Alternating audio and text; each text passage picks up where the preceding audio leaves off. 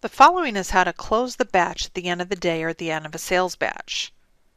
After the last sale is completed for the batch or day, click on Close Batch. This is located at the top left of the screen to the right of Enter Sales and to the left of Cash Drawer. This will bring you into the Close Batch screen. If you always keep a starting and ending cash drawer amount in your cash drawer, you will want to enter the starting cash drawer amount to the right of Starting Cash Drawer Amount.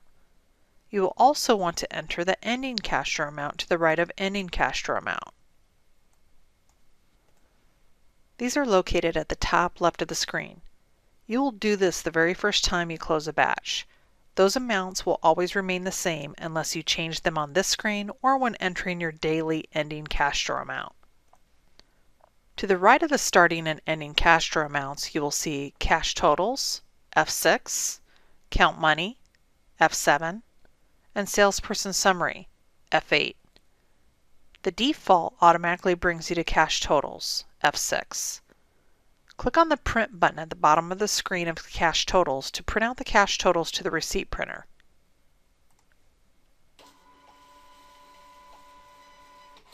This gives a listing of everything such as the sales recap, sale type recap, cash drawer recap, and void summary of what the computer says you should have.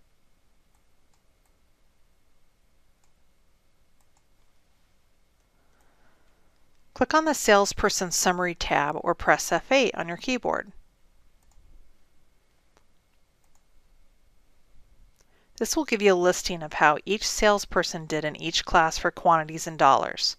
It will also list a cashier summary with a listing of tickets entered with accounts, tickets entered without accounts, and voids. Click on the Print button at the bottom of the screen to print out the Salesperson Summary.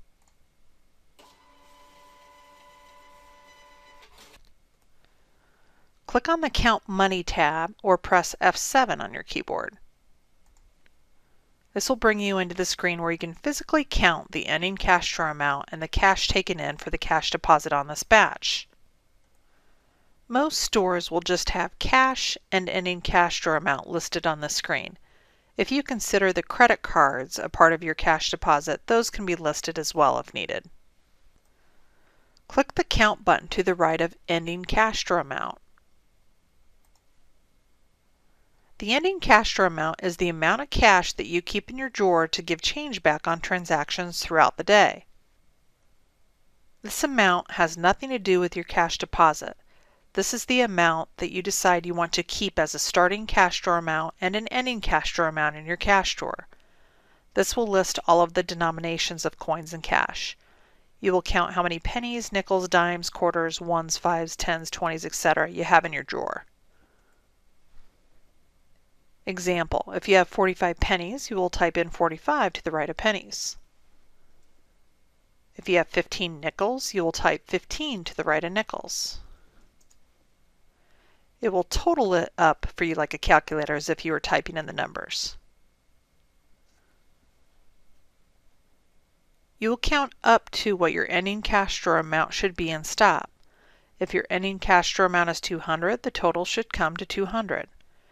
If you need to adjust one of the denominations to get to exactly $200, you may have to add or deduct from one or more of the coins or dollars to get to that exact amount of your ending cash drawer amount. The remainder of coins and cash that is over the ending cash drawer amount, in this example $200, would be your cash deposit for that day. You would physically take out that amount over the ending cash drawer amount to put towards your cash deposit that is to be deposited into the bank. After you are done typing in the amounts for your ending cash drawer amount, your total at the bottom right and the computer total at the bottom right should match. There should not be any difference listed unless you gave out more money from refunds than you took in for cash sales. As you see at the bottom right, your total $200, computer total $200, and difference of 0. Click the Save button when done. This will bring you back to the main Count Money screen to continue with the tenders. Click the Count button to the right of Cash. This is the amount of cash taken in for the batch for cash transactions that will be deposited in the bank. This will list all the denominations of coins and cash. You'll count how many pennies, nickels, dimes, quarters, ones, fives, tens, 20s, etc. you have in your drawer. Example, if you have 44 pennies, you will type in 44 to the right of pennies. If you have 14 nickels, you'll type in 14 to the right of nickels. It will total it up for you like a calculator as you are typing in the numbers. After you are done typing in the amounts for your cash tender, your total at the bottom right and the computer total at the bottom right should match. There should not be any difference unless you gave out incorrect change during that batch. So you can say on this one your total $32.84, computer total $32.84, and difference of 0.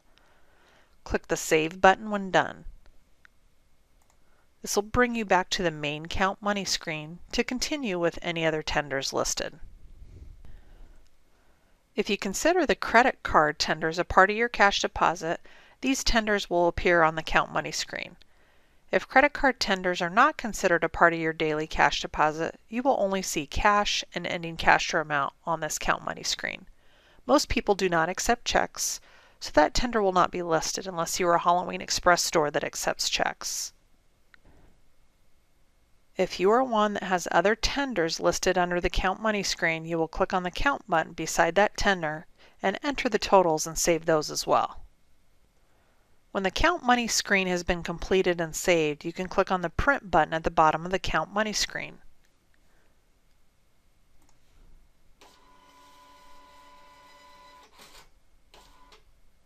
This will print out the details of what you have entered into these tenders. This will bring the complete total of your actual counted tenders into the main CloseBatch screen to the left of the screen where it says Total Deposit. If the actual amount you have counted is over the computer amount, it will list the long amount under Amount over a Short. If the actual amount you have counted is under the computer amount, it will list the short or negative amount under the Amount over a Short. If there's no difference between the actual that you counted and the computer total, your amount over a short will be 0. Click on the Save button at the bottom of the screen. This completes the CloseBatch and Count Money process for the end of the batch or day. If for some reason you are not ready to close the batch and you want to clear what has been typed in, you can click on the Clear button at the bottom left of the screen, and this will clear any entries that you have done. If you don't need to clear any entries and you're ready to close the batch, click on the Save button at the bottom of the screen.